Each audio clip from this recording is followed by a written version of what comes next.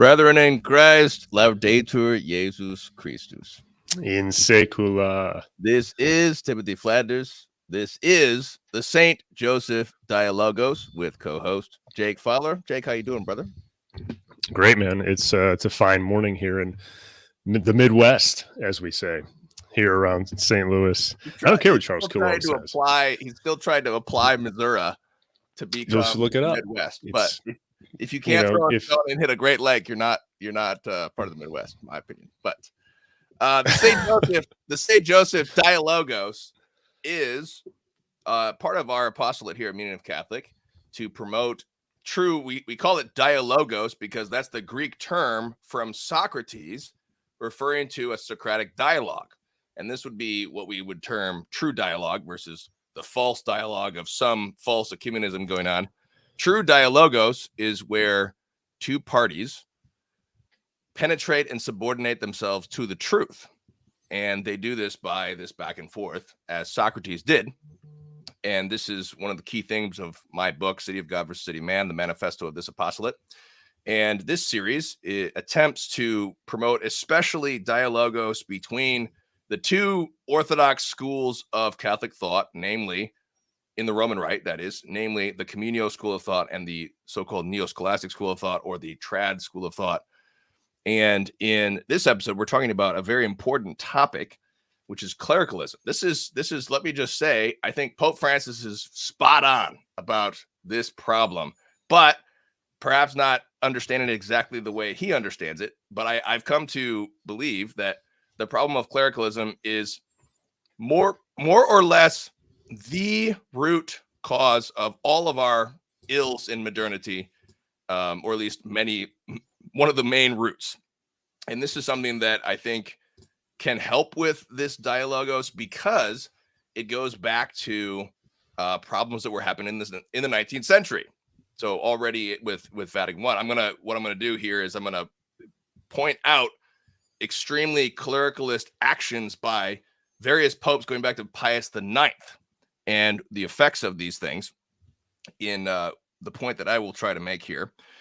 But before we do, be sure to like and subscribe, share this video, and all that good stuff. Actually, while this is premiering, I am actually I'm driving on the road right now to go on a pilgrimage to St. Joseph, Michigan, for a special intention. I have to fulfill a vow that I made for a very special intention, and I actually have a new special intention that I hope to share publicly in the future.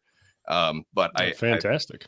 I thought it was very exciting that we could restart the St. Joseph Dialogue on the same day that I'm going to St. Joseph. So pray for me, pray for my intentions, and I'll pray for you, all the guild members, and their intentions. Absolutely. So if you want to be a part of the guild and join our apostolate, help this cause of uniting Catholics against the enemies of Holy Church, you can go to meaningofcatholic.com/register. That's where you can join the guild community.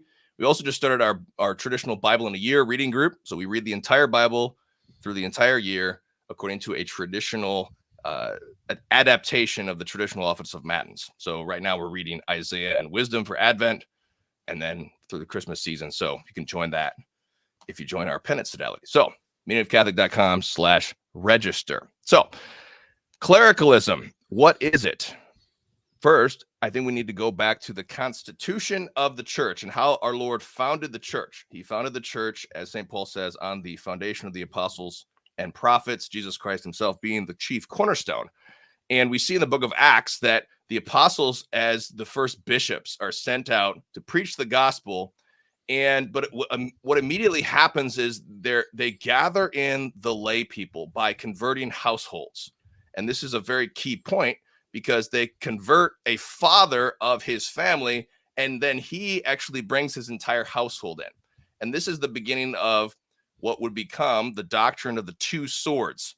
And this is the fundamental concept of clericalism. I've titled this video "Before Church and State," because that very concept of distinguishing between church and state, in my view, is a clericalist way of thinking. Because there really is no firm distinction between church and state. The whole church is the state. I'll get to that in a minute. But the church is formed as the community of all the baptized in the book of Acts, the apostles preach the gospel, and then it encounters these households, and the households are all converted. And then they're all baptized. And then there's a process of the lay apostolate.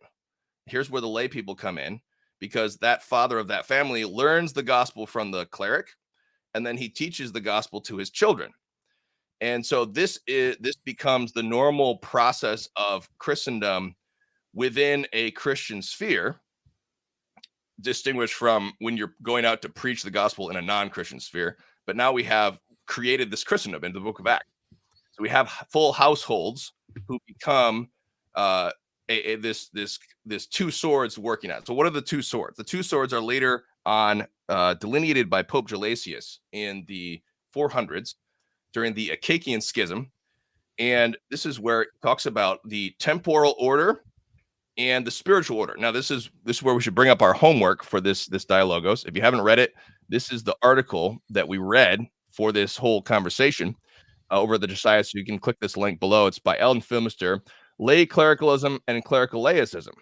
And it's important to note here that there's an opposite extreme to clericalism. There's a laicism where the lay people are dominating the clerics, and that's wrong too. So essentially, clericalism can be defined where the clerics are dominating the lay people too much to an excessive degree and taking over their jobs. And then the opposite is also the case sometimes where the lay people are too much dominating the clerics. And so I was talking to Charles Colomb about this, and he said there's basically different periods of the church where there's kind of a laicism, like a laicism period, and there's a clericalism period. We're currently in a clericalism period. So what I'm arguing is that we need to rebalance that a little bit. So let me explain what I mean a minute, and then Jake, I want your thoughts.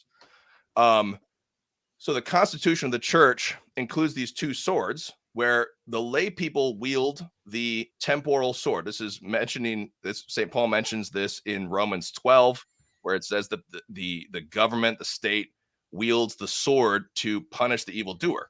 So the lay people are wielding a temporal sword, which is literally punishing. You're punishing. So whether if you're a father of a family, you might mete out corporal punishment. That's not really appropriate for a cleric. A cleric should not be meting out corporal punishment most of the time. But the father of the family metes out corporal punishment. There's also when the fathers of families, as noblemen, are heads of society, they also conduct just wars of defense against Vikings and various invaders, things that go on. So, and then as the state, they are inflicting the death penalty. So these are all examples of the temporal sword. None of these things clerics should be doing. St. Thomas has this great passage where he talks about how clerics even should not even kill out of self-defense, because it's more fitting that they should give their life in imitation of Christ, because Christ never shed blood. And so it's sort of a higher way for the clerics. So the clerics should not be killing people in a just war. They should not be inflicting the death penalty. That should not be the one wielding the sword. Their fight is actually the spiritual sword, which is much more powerful and much more important, really, because it's watching over our souls. And their job is to sanctify the laity by celebrating the liturgy. And so this is summarized in this quote here from that I put in my book, that I'll read here. This quote is from I found it in Christopher Dawson. Yeah, just recommended books on this topic. I want to recommend Before Church and State, which gives us the title of this whole episode. Andrew Willard Jones over at St. Paul Center, also New Polity guy. Before Church and State. Also, the godfather of spiritual cultural history, Christopher Dawson, The Formation of Christendom, another good one on this topic, The Making of Europe. So this is a quote that I found in Christopher Dawson, but he's actually here. He's quoting another source, which is the canonist Stephen of Tournai. So he died in 1203. And so he summarizes Christendom in these two swords in this way. So here's the quote. In the same city and under the same king, there are two people and two authorities. The city is the church, and the king is Christ. the two peoples are the clergy and the laity, and the two authorities are the priesthood and the monarchy, end quote. So we see that the Christian noble men and noble women, because women also participate in this by means of being parents, they participate in this temporal sword aspect, whereas the clergy are the ones wielding that spiritual sword. But all of it is the church. So there's not really this hard and fast distinction between church on the one hand and state on the other hand. One of the marks of clericalism is defining the church as all the clerics, but excluding the fact that all the other members of the baptized are also the church. So the state, in a Christian state, this was just describing the Christian state, there is one king who is Christ, and then the lay person who is the monarch, he participates in the kingship of Christ, but the local bishop participates in the priesthood of Christ. And both of them have their own spheres of influence, their own spheres of... So lastly, I'll just say that basically the lay people, their job is to sanctify the temporal order, to promote just laws, to defend the common good. So their sphere is economics and those punishments I mentioned, just wars, things like that. Those are what the clerics should not be involved in those things. They should be involved in preaching the gospel, preaching the faith. But the key point is that the faithful also have a responsibility because, as Vatican II says, they are the first formators, the first preachers of the faith to their children. So there is, in a sense, where the lay people do participate in a teaching office because they're forming their children. And one of the marks of clericalism is that the clerics have, in our day, not all, of course, but this is a common misconception that, for example, Catholic schools should be just clerics running Catholic schools, but really Catholic schools is a lay institution because it's an extension of the parenthood to form the children.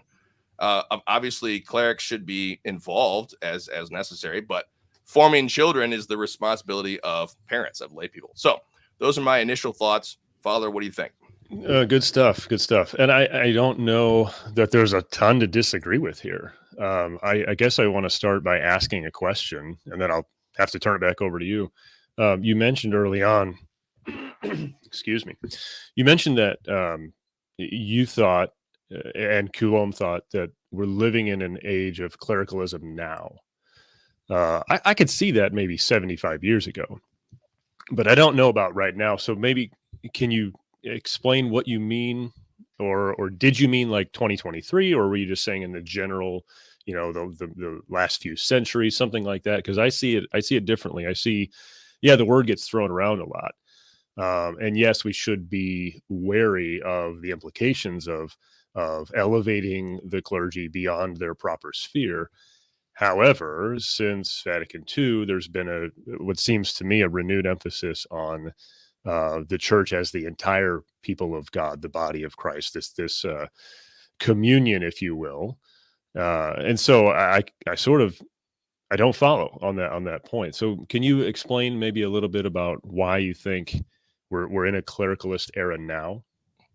Yeah, I definitely do agree with what you're saying, because Vatican II has a whole document called Apostolicum Actuositatem.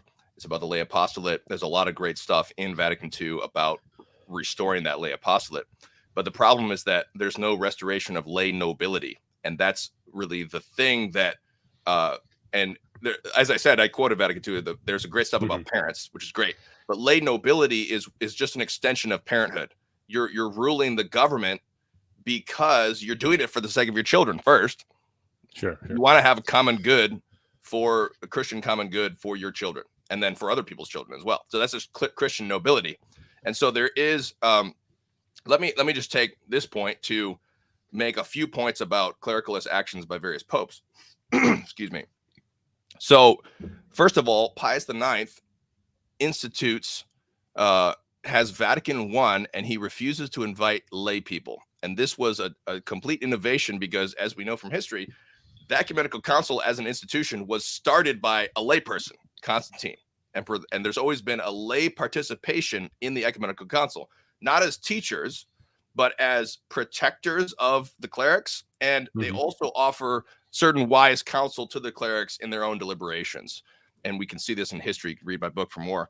But then we have Leo the 13th, who he makes his political opinion about Third Republic France into more or less this dogma, because there was a debate among the lay people in France over republicanism and monarchy, and he imposed his opinion about a political matter on France, and more or less de facto made it so that Catholics should agree with his opinion. And that was, in my view, I think that was too much an excessive move on his part, because it's really the lay person's job to work that out. Mm-hmm. They should be, they're kind of the final arbiters. Pius X did the same thing. First of all, he revokes the veto power of the Holy Roman Emperor over the Pope. And this goes back to the investiture controversy. Wait, what? I didn't know he revoked it. I thought it just hadn't been exercised. It was exercised in the election of Pius X. And then he goes back and revokes it. Yeah, so like, Rampolla was elected Pope in 1904? 03. 1903. Rampolla gets elected. He was vetoed by the Austrian Emperor, and so he was not elected Pope, and then Pius X was elected. And the same thing happened in Pius IX's election too. But after that, so this was part of the investiture controversy, is a compromise where yes, the Pope appoints bishops. Yes, the bishops have their own jurisdiction and they have their own power, but there is a certain cooperation with the lay powers. The lay powers have certain cooperations with that, and they have certain says. And one of these was that the Holy Roman Emperor was able to veto the papal election. And so Pius X revoked that.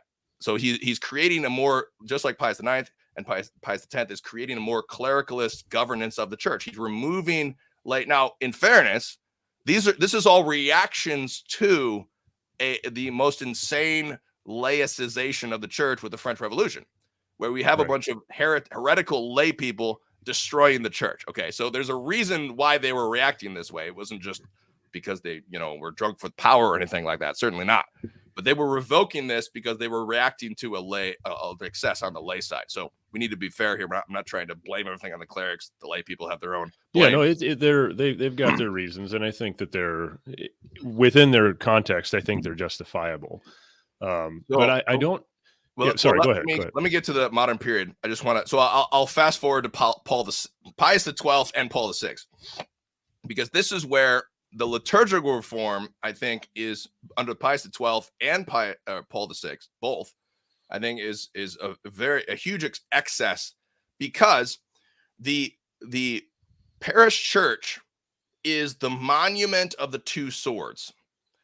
What do I mean by that? It's because who builds the church? The lay people.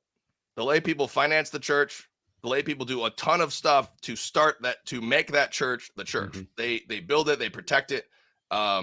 They do all sorts of things. They raise the money. In this country, we have all these immigrant lay people who sacrifice and scrape together to build these beautiful, glorious churches. And then the clerics celebrate the liturgy as the greatest common good of the church. The liturgy is the greatest common good of the church, which is given to the clerics as custodians of this liturgy. Now, the clerics, their job is to celebrate the liturgy, but it doesn't belong to them as if it's just their toy to play with. It belongs to them as a sacred trust for the greatest common good of all people. What happens with Pius XII is that there is an imposition on all the faithful of a liturgical reform that the lay people did not ask for. It was against the pious customs of the lay people. For example, Tenebrae, the Tenebrae service. The Holy Week reform of 1955 attacked the Tenebrae service because it moved everything in the evening, so the lay people couldn't go to one of their favorite services, which is Tenebrae.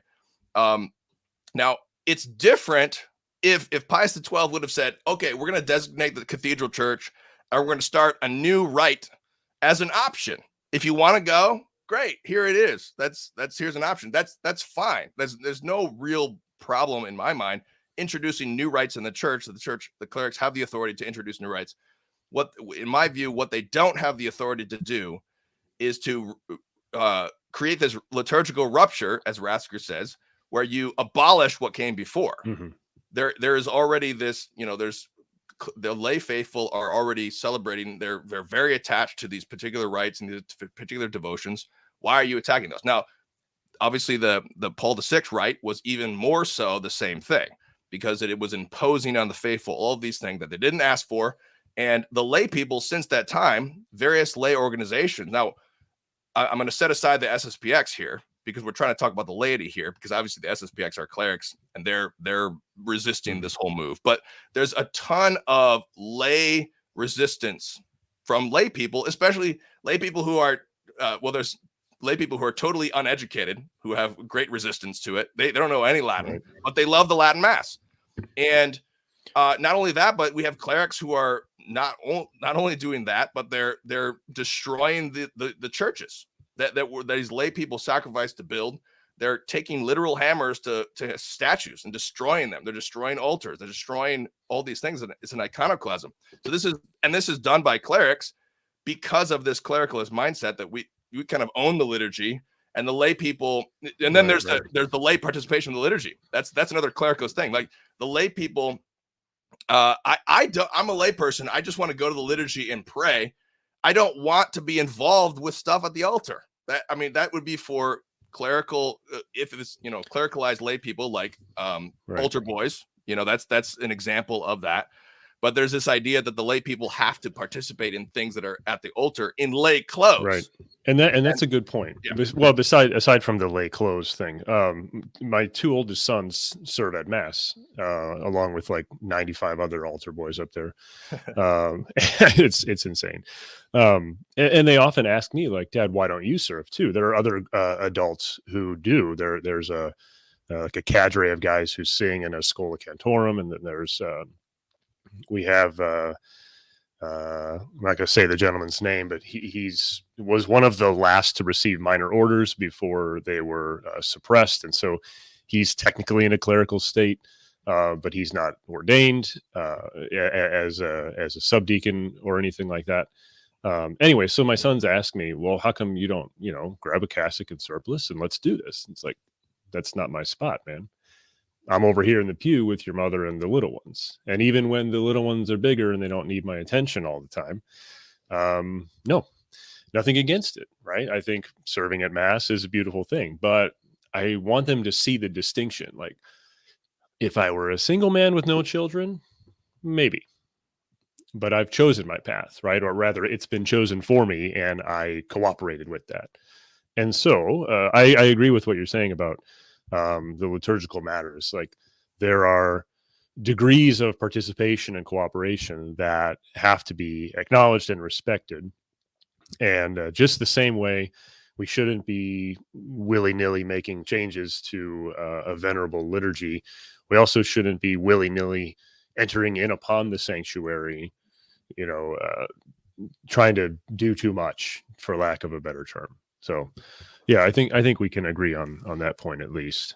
So there's this idea that comes in the 30s and 40s where certain clerics start to believe that the way that the lay people participate in the liturgy, namely through silence, mental prayer, prayers of devotion, and various things. In other words, they're not speaking out loud the words that the clerics are speaking. There's this idea among those clerics that form of participation is inferior and should be abolished. And that right there is a clericalist mindset, because the lay people, I think of like our forefathers who left their families and went on the Eastern Crusade to die for Christendom. They were all participating in the liturgy with this silence. I mean, like all these great lay people, and I'm not saying that it's wrong to at all to participate actively in the sense of talking, dialogue Mass, singing the proper. That's fine. That's great. If you want to do that, great, go for it. But we cannot have a mindset where if you don't do that, you're not actually praying in the liturgy. You're not actually participating. So that was the sort of premise of the 55 Reform and the 69 Reform. And so there's been this lay resistance, this lay desire. Now, think about if we were in Christendom and we had the two swords active, and this did actually happen. There was actually, I remember the breviary reform of Paul III way back in the 1500s. because there were certain divine offices celebrated publicly with the lay involvement. And when they imposed that in Spain, the lay people revolted. And but if we had the lay sword happening, where you had a lay nobleman whose forefathers built this church and they've financed it ever since, and they've got the army, and if they've got the army protecting this city, and if a cleric, a hotshot Jesuit, came to town and started taking hammers to this statuary that my pious immigrant grandmother financed, that cleric would be locked in jail. If you know, the lay people would take responsibility. And we've already seen the clerics are asking for the lay help with the sexual abuse crisis, because there are policies in every diocese now where if you find that a cleric has an accusation and whatnot, he should be reported to whom? The police, and they're the lay people. So they're asking for lay help to actually deal with this problem. So if the lay people would have been in their power, but the problem was the lay people, even at that time, they didn't understand their own lay vocation or their lay apostolate, their lay authority here. Right. Well, I think, for things like that, where there's obviously been a violation of the law, which we all have to live under, some laws are better than others. And so I'm not passing judgment on the particular aspect of any of them, but just the rule of law that's been present ever since, a long time. Let's just say that seems to me different than something like liturgy. I do agree with you personally on the points you were making about the liturgy, but changing the mass, like, that's not against the law. And so for lay people to resist that, I think there's a way to do it that's acceptable, and then there's a line that shall not be crossed. And then I guess that leads me into another point of pushback, would be the two spheres, the operations of the laity on the one hand and then the clergy on the other. Who defines those, right? If the waters are too muddied, then there's going to be perpetual conflict, and each side always overstepping and having to push back, and then there doesn't seem to be that harmony and peace in the church that Christ desires of us. On the other hand, if there's like clearly delineated roles for us and for the clerics, then you would think, at least in theory, it would be less conflict, because, that's his job, that's Father's job, that's not my job, I'm going to be over here doing my thing, and we cooperate and everybody's happy. So I guess my question to you, somewhat tongue-in-cheek, because I think I already know the answer, is who should decide this and why? Well, this is a great question. I think the funny thing is, this is actually a dubia from the Council of Trent.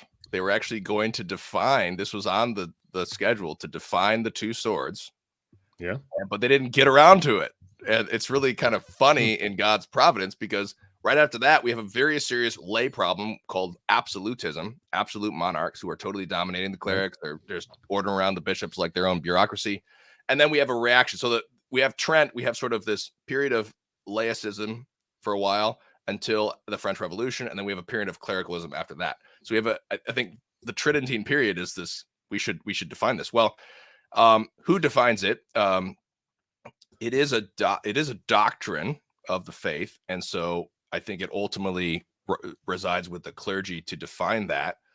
But if we look at the investiture controversy, there was essentially the same problem of it was a laicism problem that the clergy were attempting to resolve, but with pushback from the lay people. And they made compromises with the lay order to have this modus vivendi. So by Trent, there was a certain modus vivendi going on, but the problem was that the Protestants introduced a new laicism in their own heresies. But there was a certain modus vivendi, like I said, like there is the bishop is appointed, but he can be vetoed. So that's like a modus vivendi. Sure. But you and I know that the purpose of combating lay investiture wasn't because once in a while a benevolent monarch would say, I don't think this person is fit to be bishop. Right. Let's get somebody else in here. It was absolute, maybe not absolute, the pretty frequent corruption of clerical offices. There was simony, there was clerical marriage, there were lots of different issues that we probably don't want to go into in detail right now, but suffice it to say that kings back in the day and the local landowner, they thought, well, that the church is on my property. That means I get to pick the priest. And it just so happens I want to pick my son. Yeah, and, you know, things like that. Then the church was sort of responding to saying, well, hold on, you can't do that. We're going to pick our people instead. And then the laity, the rulers again go, well, that's nice, but again, this is my property and I built this church and you have to do what I say because I have the army. And so you have this back and forth here that, again, understandable and justifiable from various perspectives, but I think ultimately unhelpful, honestly. And I know it's maybe a little cliche to say that conflict is typically unhelpful. But in this case, I really think that the move to free clerical appointments from lay oversight was the right thing to do, right? Given the time. Now, should the emperor have retained some veto power? Maybe. I mean, I guess it's a moot point. There isn't an emperor anymore. Who would we have do that? You know, and that's a practical problem that could be worked out if in some strange scenario the Pope Francis reinstated the emperor's veto power. But I guess I want to come back to the two spheres and how to define them, because I think if according to the article, and nothing against Phimister, but I think something that I want to push back on, I don't know if I could say he overlooked it. Let's see. In the end of the second paragraph, I'm just going to read a moment. It says, a necessary condition to overcoming the crisis is therefore a return to a proper understanding of the clergy and their dependence on tradition, and a proper understanding of the laity as a part of the church charged with the wielding of the temporal sword. In other words, a return to integralism. Fair. Except, as far as I understand it, and I was trying to read through, you know, a brief history of the church by Brian Tierney,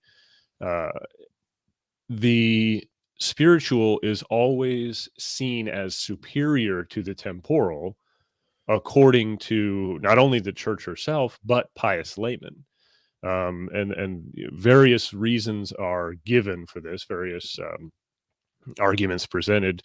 The most simple, I think, to understand is that if the church and the spiritual realm is akin to the soul, and the temporal sphere, the sphere of the laity, is akin to the body, it's pretty clear in tradition and in the scriptures that the soul is to be considered superior to the body if you had to rank them, right? Therefore, the church would always outrank the laity, the state, in other words. So if you have this obvious separation of spheres, not separation in terms of being opposed to each other, but just separation for their proper role, the spiritual and the temporal.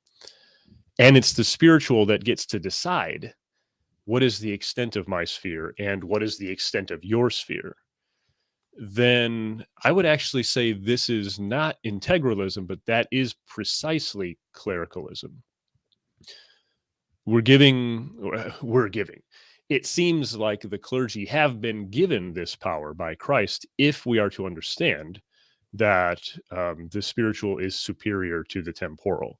And so I think when Phimister makes the assertion that a return to integralism would defeat clericalism, I would say no, it would actually amplify it, because then we would have a widespread recognition of the hierarchy of the church as being our spiritual superiors, spiritual matters being more weighty than temporal matters, and therefore if the magisterium tells me that I have to buy product X because there's a moral crisis involved here, then if I dissent, I'm going against my lawful superiors. If they're telling me this is a matter of faith and morals, uh, and political matters and medical matters, right? If you had to wear certain items to go to mass, what's up with that? So I think, and again, I don't know that I have a better solution, but it seems like simply saying, well, integralism, I'm not sure that really gets us anywhere. I think that just makes the problem worse in a different way. Does that make sense?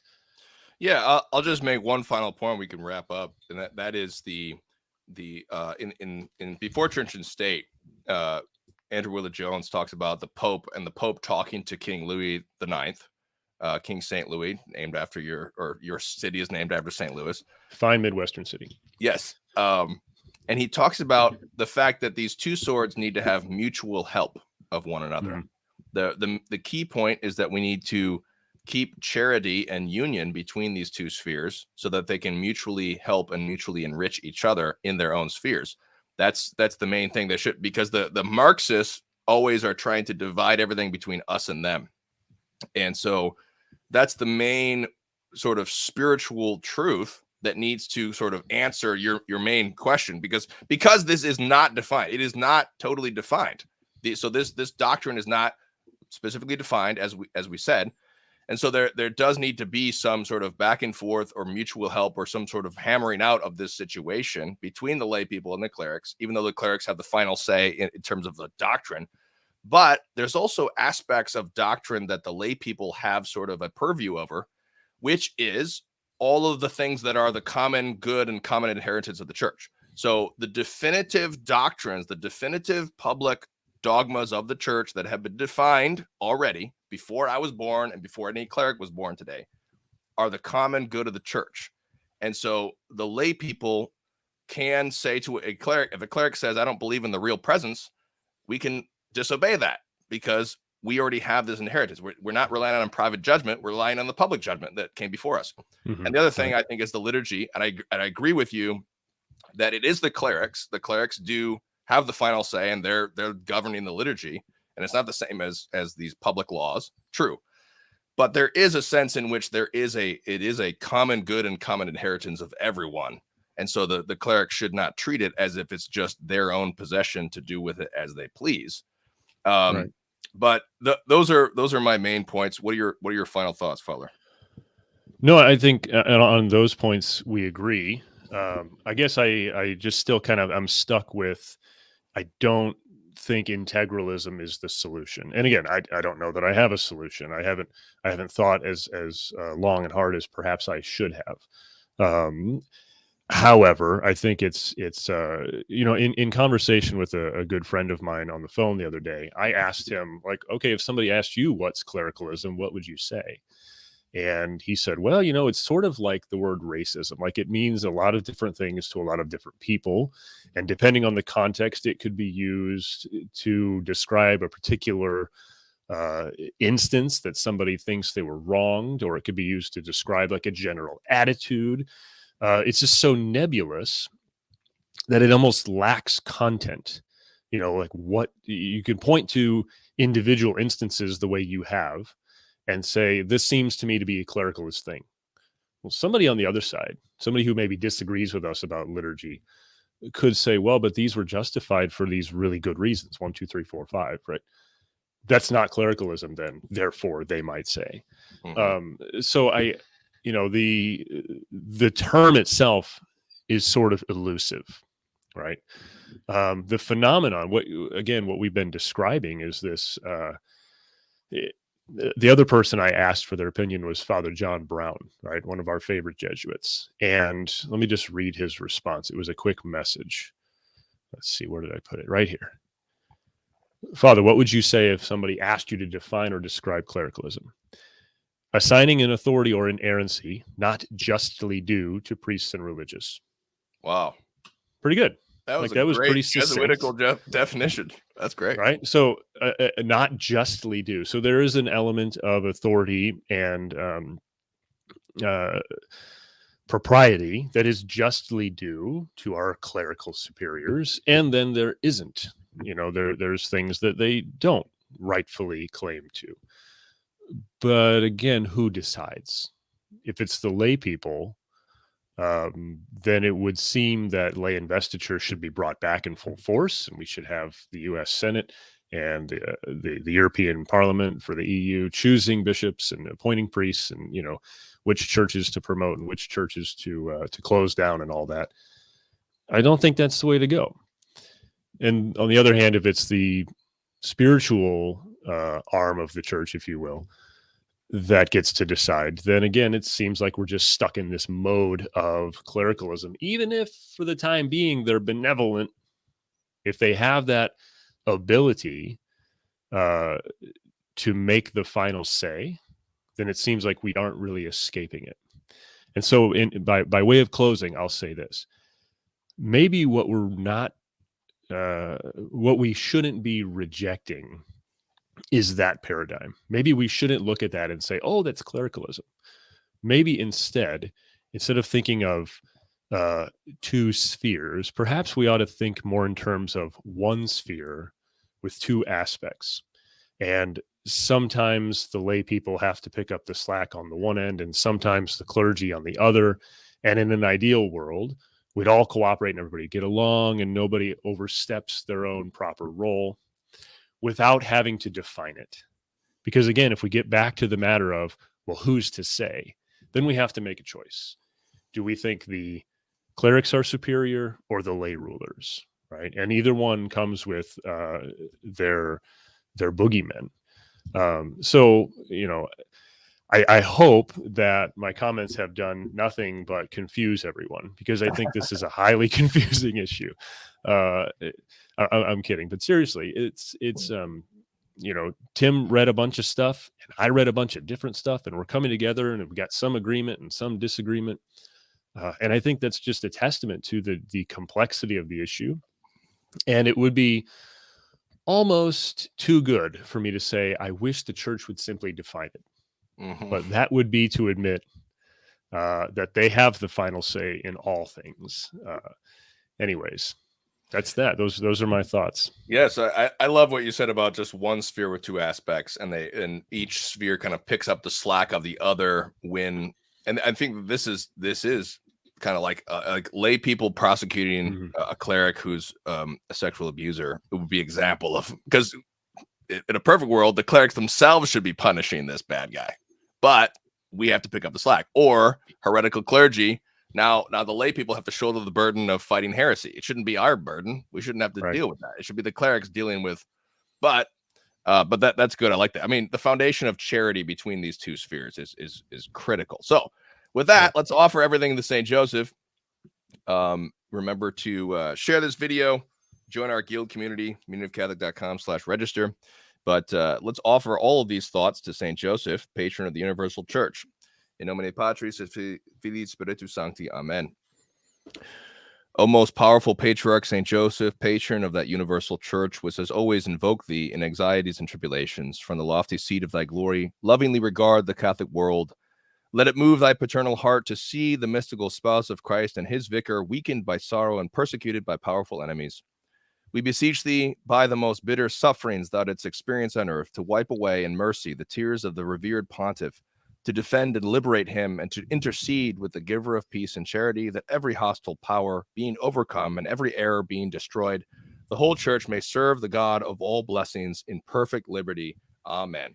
Saint Joseph, terror of demons, pray for us. Nomine Patris et Filii et Spiritus Sancti. Amen. Jesus is King.